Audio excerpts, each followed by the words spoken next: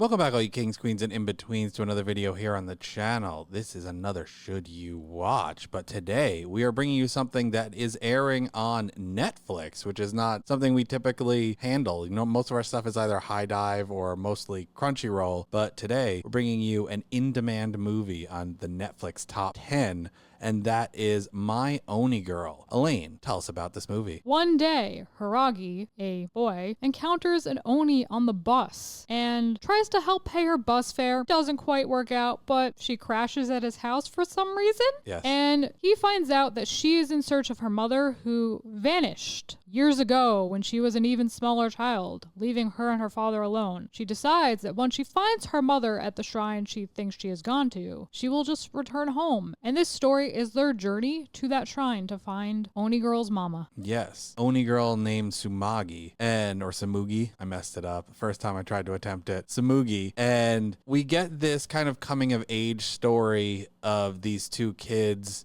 as they're, learning a little bit about the world around them, learning about themselves, learning about how to be open about their feelings. What did you think of this? I think that this anime film is Harry Potter if he were made into an anime character, paired with an Oni girl, as they're walking through Japan as though it were Lord of the Rings New Zealand, anime style. Yes. They do so much traveling. It is obscene. Like 90% of this film is just them walking through stuff or running through stuff or away from stuff. And that's fine. It's very nice visually, but a little more variance would be good, I'd say. And I think the main thrust of this film overall is, yes, it's a coming of age story, but it really, really hammers home the importance of being open about your feelings and maintaining clear and open lines of communication with those around you and not bottling things up until you want to explode or you get really depressed or have negative effects from bottling up your feelings. Yeah, and I will say from a visual standpoint, there was a lot of really nice visual aspects to this.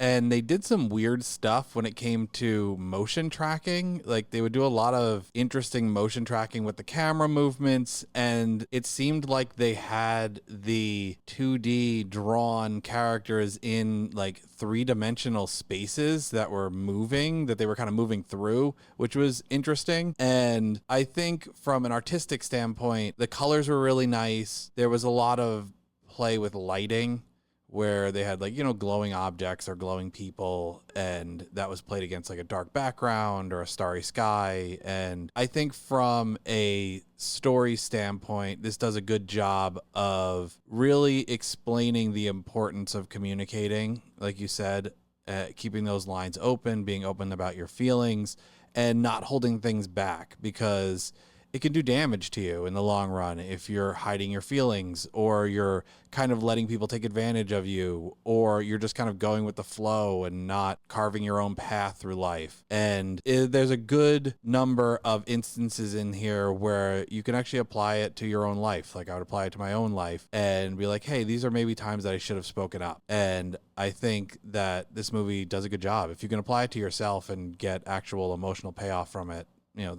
it's doing its job. I would agree with that, because especially at the beginning of the film, Hiiragi is probably the biggest pushover I've ever seen in any sort of media ever. And we see him gradually get to this point where he can be open and talk about what's bothering him, and it impacts how he's interacting with other characters, obviously, because he's being open, but it's in a way that's healthy and actually helps create a better relationship between him and those characters. And I think that's another thing that's very important to point out, especially to younger viewers. A lot of people, I feel, bottle up their emotions because they're afraid of the repercussions. They're afraid that they're going to push people away. They're afraid that they're going to upset people. And yes, that's always a possibility. But ultimately, if you are yourself, if you're letting people know, hey, this isn't what I want, this isn't okay with me, this is how I'm feeling, usually in the long run, things work out to your benefit. Whereas in the other situation, not only are you not going to feel great, but you're not really forming a proper relationship with that other person because they don't truly understand who you are, because you're not being true to yourself. Yeah. I think this does a good job of doing that same kind of thing that a lot of like Disney Pixar movies have done, where it's, you know, emotional intelligence and kind of awakening to the human or not so human experience. And it's for those reasons that I would definitely recommend this. I think if I was going to give it a detraction, it would be the ending. I didn't really like the ending of the movie. I think that last little bit definitely detracted from what it was trying to get across, and I don't think it made a lot of sense for the internal logic that the movie had already presented to us. But I'm not going to get into that here. I think the rest of the movie far outweighs the fact that I thought the ending was kind of unfulfilling and illogical. So I definitely would recommend it. I think you should watch it. I think you should too. I think it's important to know that it does start off a little slow, but it picks up, and I think overall it has a great message. Something that I always hope has a great message to all of you at home is this: should you watch content here on the channel? Like the video if you like it. Comment down below. Let us know, have you seen My Oni Girl? Have you seen any of the other decent anime that are airing on Netflix now? And do you have any other recommendations of things that we haven't covered yet? Subscribe to the channel so you don't miss any of this content going forward, and ring that bell so you know what's up. We'll catch you in the next one. Bye, guys.